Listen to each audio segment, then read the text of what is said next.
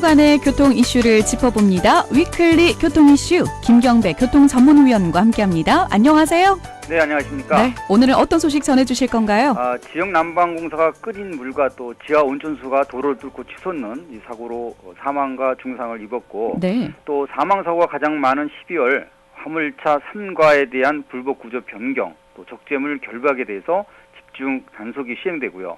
또 80세 이상은 2년, 그리고 85세 이상의 그 적성 기간 검사를 1년으로 단축하는 고령자 안전 운행법이 대표 발의가 됐고요. 또 음주운전자 2만 5천 명에게 면죄부를 준 격이 된 착한 운전 마일리지를 준비해봤습니다. 네, 첫 소식부터 좀 만나볼 텐데요. 네. 이 도로가 가라앉는 집안 우리 치마라고 하죠. 이 구멍이 생기는 싱크홀 사고는 들어봤어도 네. 지면을 뚫고 뜨거운 물이 용솟음 쳤다고 하셨는데 이런 사고는 드물지 않나요? 그렇습니다. 4일 밤이죠. 백석역 부근에서는 진짜 황당하지만 네네. 자세히 들여다보면 사실 무서워해야 할 이유가 충분한 이런 도시 속 문제거리가 이제 발견이 된 거죠. 사고가 네. 났고요. 당시 그 노면으로 올라오는 수증기를 보고 잠시 운전자가 멈췄는데 고압에 의해 뜨거운 물이 노면을 뚫고 치솟는 바람에 운전자가 숨졌기 때문입니다. 네네. 그리고 경기도 고양시 일대 아파트 단지에 난방수를 공급하는 지역 난방공사 배관이 터지면서 결국 한 명이 숨지고 한 명은 중상에다가 무려 39명이 화상을 입은 사고였습니다. 이미 40여 명이라고 보면 되는데 네. 시야를 가린 수증기로 차를 세웠는데 이때 네. 터진 배관에서 솟은 이 뜨거운 물이 차량을 덮쳤고 네. 운전자는 결국 피하지를 못한 거네요. 그렇습니다. 네. 당시 섭씨 100도에 가까운 고온에 의한 이런 네네. 고압 생성과 또 송출하는 수압 충격이 차량 전면 유리와 또 강화 처리된 옆면 창유리까지 파열시킬 정도로 강했던 것으로 이렇게 알려지고 있는데요. 네. 고강도 필름으로 점착된 전면 유리도 음식 조리기구에 또 사용되는 강화 유리도 이 고온의 고압 파열 수위를 막지는 못했습니다. 결국 차에서 몸을 피하던 운전자가 뒷좌석에서 숨지는 희생을 불렀고요. 네. 부산에서도 땅속 배관이 터져서 52도에서 54도 정도 되는 온천수가 도로로 분출됐습니다. 그런 온천수의 도는 약 54도 안 되게 많다. 도로를 사시는 해명만 했습니다. 황당하지만 정말 무서운 사건이 많네요. 네. 자, 이 고압의 뜨거운 물이 땅 속에서 연이어치 솟는 이런 사고를 당하다 보니까요. 도로 아래 이런 위험 요인들이 많이 도사려 있다라는 생각도 드는데요. 맞습니다. 사실이죠. 네. 아까도 부산 얘기지만 사실상 50도가 넘는 온천수 부피도 팽창은 당연히 됩니다. 0도 이상이 되니까요. 네. 그런데 곳곳에 다량으로 송출되고 있는 지역 난방수, 이번 사고를 계기로 해서 봤을 때요. 뜨거운 만큼이나 자체 압력도 크고 또 게다가 고압으로 밀어내고 있기 때문에 도시 전체가 시한폭탄과 같은 지뢰가 깔린 것과 다를 바 없다고 볼 수 있겠습니다. 네. 때문에 부식 등의 그런 확인하는 관로 안전점검은 물론이고요. 또 시청의 재난 상황실에서 가진 열 수송관 누수 사고 대책에서는 좀 이상한 그런 분위기로 가는 것 같습니다. 왜 그러냐면 이런 중대사들에 대한 대책이 거론되는 것보다는 수습에 일관하는 그런 분위기였습니다. 네.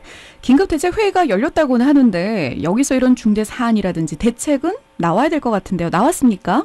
아닙니다. 회의 참석자들은 1991년 신도시 건립 당시 매입됐던 고압관로인 난방용수 배관 특성상 장기 사용에 따른 특별 점검에 대한 필요성만 공감을 했습니다. 네. 직경 850mm로 1m에 가까운 고압 온수관이 도로에 거대한 구멍을 만들었지만 아스팔트로 덮여서 가려진 그리고 그리 깊지 않은 집안 아래 감춰진 위험성에 대한 실체를 확인하고 또 대책을 강구하는 공감대는 채 형성을 못한 것 같습니다. 그렇군요. 좀 안타까운 부분이네요. 네. 자, 다음 소식 만나보겠습니다. 12월이면은 대형 사고 오명을 겪고 있는 화물, 자동차에 대해서 불법 행위를 집중 단속하는 것도 고속도로 사망 사고가 많기 때문이죠. 맞습니다. 네. 한국교통안전공단에 따르면 2015년부터 2017년까지 3년 동안 12월 달에 발생된 고속도로 사고 건수는 1,099건이고 이 중 73건의 사망 사고로 75명이 숨졌다고 합니다. 특히 12월은요. 연평균 대비 사망 사고가 17.2% 증가되는 상황이라 불법 행위는 한국도로공사와 고속도로 순찰대 합동으로 단속을 하게 됐다고 이렇게 밝혔고요. 네. 법규 위반별로는 졸음운전 등 운전 부주의가 가장 많았고 또 안전거리 미확보, 사망자 수는 2배 이상 급증된다 이런 얘기도 했습니다. 그래서 화물차를 위협하는 과속과 과적, 과로 확인과 또 불법 구조 변경, 또 적재물 고정과 또 결박에 대한 이런 부분에 대한 집중 단속도 펼친다고 합니다. 네, 그렇군요. 근데 이 화물차에는 대형 사고와 과로, 과속과 과적이라는 이런 불명예가 수식이 되고 네. 있는데요. 아무래도 새벽에도 움직이기도 하고요. 네. 졸음 사고가 가장 무서울 것 같은데요. 맞습니까? 맞습니다. 그 6일 새벽 평택 제천간 고속도로 터널 안 그 45인승 전세버스 운전기사가 숨지고 무려 15명이 부상당한 25톤 덤프트럭 추돌 사고도 졸음운전과 무관하지 않다고 볼 수밖에 네. 없습니다. 운전자가 숨졌기 때문에요. 그래서 대형차 졸음운전 사고 예방을 위해 화물자동차와 전세버스는 현장에서 직접 그 장착되어 있는 운행 기록 분석 시스템 자료를 분석해보고 또 운전자가 제대로 휴게 시간을 지켰고 또 과속을 했는지 여기에 대한 여부를 집중 점검하고 또 이제 조치할 예정입니다. 네. 그리고 한국도로공사는 경찰청 합동으로 드론과 또 암행 순찰차를 활용하는 지정차 위반과 미착용을 집중 단속하고 이런 특별 단속에는 화물차 운전자 안전띠 착용률이 76%로 저지한 점을 개선하겠다는 의도도 있습니다. 네. 그래서 안전 시스템이 같이 가동된다고 합니다. 아, 근데 이게 지금 졸음 사고라는 게요. 눈을 감고 운전을 하는 것과 똑같잖아요. 그렇죠. 네, 그래서 더욱더 위험한 것 같습니다. 네, 맞습니다. 자, 다음 소식 만나볼게요. 네. 이 면허갱신의 정기 적성 검사 주기를 연령별로 세분화한다고 했는데, 네네. 근데 고령 운전자는 1년으로 앞당기는 법이죠. 이 개정안이 대표 발의됐다고요? 네, 맞습니다.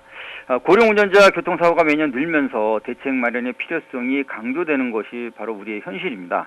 그래서 신창현 더불어민주당 의원께서 면허갱신 때 받게 되는 정기 적성 검사를 연령별로 세분화한 개정안을 대표 발의를 한 것으로 알려지고 있는데요. 네. 10년 운전면허 갱신 기간 내에 65세와 75세 이상의 고령 운전자는 각각 5년과 3년으로 단축해서 하는 그런 정기 적성 검사를 포함하는 내용도 있는데요. 네. 경찰청에 따르면 65세 이상 고령 운전자 교통사고는 2013년 17,590건에서 2017년에는 26,713건으로 무려 52% 이상이 증가됐다고 합니다. 네. 이렇게 고령 운전자 증가에 의한 사고 비율은요, 앞으로 계속 높아진다는 점에 아마 주안점을 둔 것 같습니다. 그렇군요.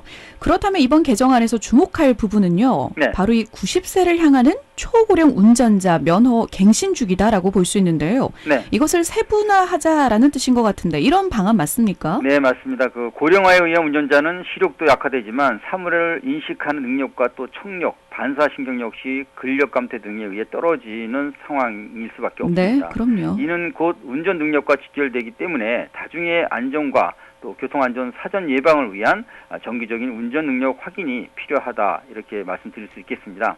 그래서 초고령 운전자에 대한 면허 갱신 주기를 75세 이상과 이제 80세 미만으로 이렇게 구분해서 3년으로 하고요. 또 이제 80세 이상 85세 미만은 2년, 그리고 85세가 넘게 되면 1년마다 받자 이렇게 하는 그 단축 의미가 크다 네. 볼 수 있겠습니다. 결국에는 안전 때문이다라는 말씀인 것 같습니다. 자, 이제 다음 소식을 좀 근데 이게 바로 일본에서도 뾰족한 대책이 없다고 하는데 그런데요, 이 운전자 서명 약속으로 부여받는 게 착한 운전 마일리지 제도라고 하죠. 네, 이 맞습니다. 구세주 역할을 하고 있다고요. 네, 좀 잘못된 방안에서 하고 있는데요. 네네.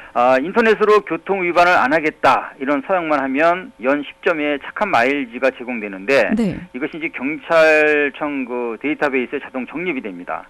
이렇게 적립된 착한 마일리지는요, 벌점이 40점인 운전면허를 연장시켜주는 핵심 노하우로 이렇게 활용되는 부분이 큽니다.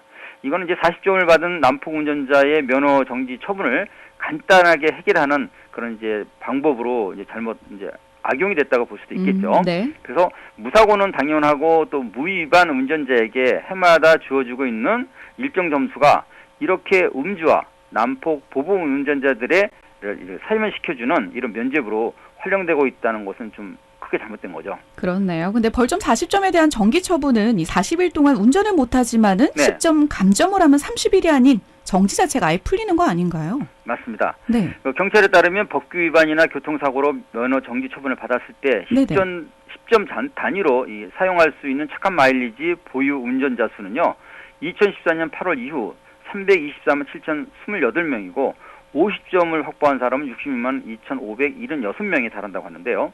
문제는 운전하지 않으면 법규 위반도 안 하겠죠. 그럼요. 그러니까 이제 이게 이제 운전 경험이 적은 것이 바로 장롱 면허의 실태인데요. 네네. 이렇게 이제 운전 안 한 사람한테는 이렇게 당연히 40점은 뭐 10점 이런 거 1년에 한 번씩 받을 수 있는 충분한 계기가 되지 않겠습니다. 네. 이 부분도 단점이 되겠습니다. 그리고 더 중요한 사안은요.